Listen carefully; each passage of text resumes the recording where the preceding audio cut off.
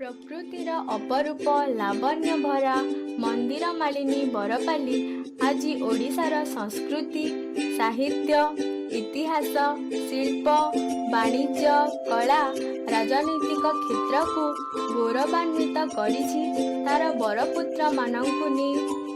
ଏହି ବରପାଲିର ଇତିହାସ ପୃଷ୍ଠା ଓଲଟାଇଲେ ଜଣାଯାଏ ଯେ ସମ୍ବଲପୁରର ପଞ୍ଚମ ରାଜା ବଳିୟାର ସିଂଙ୍କ ଦ୍ୱିତୀୟ ପୁତ୍ର ବିକ୍ରମ ସିଂ 1680 ଖ୍ରୀଷ୍ଟାବ୍ଦରେ ବରପାଲିର ଜମିଦାର ଭାବରେ ମନୋନୀତ ହୁଅନ୍ତି। ପରେ ପରେ ବରପାଲିରେ ମା ସମଲେଶ୍ୱରୀଙ୍କ ଭବ୍ୟ ମନ୍ଦିର ନିର୍ମାଣ ହୁଏ। ମହାଳୟା ଦିନ ମାଙ୍କ ଧବଳମୁଖୀ ବେଶ ପାହାନ୍ତାରୁ ଶ୍ରଦ୍ଧାଳୁମାନେ ଅଗାଧୁଆ ଦର୍ଶନ କରନ୍ତି। 1877 ଖ୍ରୀଷ୍ଟାବ୍ଦରେ ନୃପରାଜ ସିଂଙ୍କ ସମୟରୁ ମହାନ ପୌରାଣିକ ଶୀତଳଷଷ୍ଠୀ ଯାତ୍ରା ଅନୁଷ୍ଠିତ ହୋଇ ଆସୁଛି।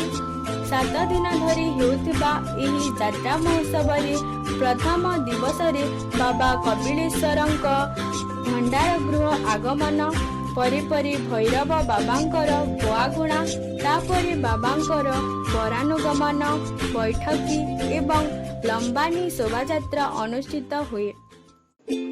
ସ୍ୱଭାବ କବି ଗଙ୍ଗାଧର ମେହେରଙ୍କ ଜନ୍ମ ହୁଏ ଏହି ମାଟିରେ।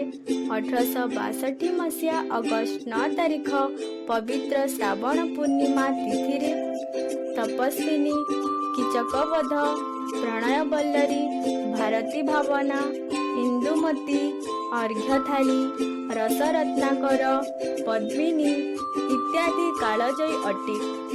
ସେଦିନର ଅଖ୍ୟାତ ପଲ୍ଲୀ ବରପାଲି ଆଜି ତାର ବରପୁତ୍ରମାନଙ୍କୁ ନେଇ ବିକଶିତ ହେବାରେ ଲାଗିଛି।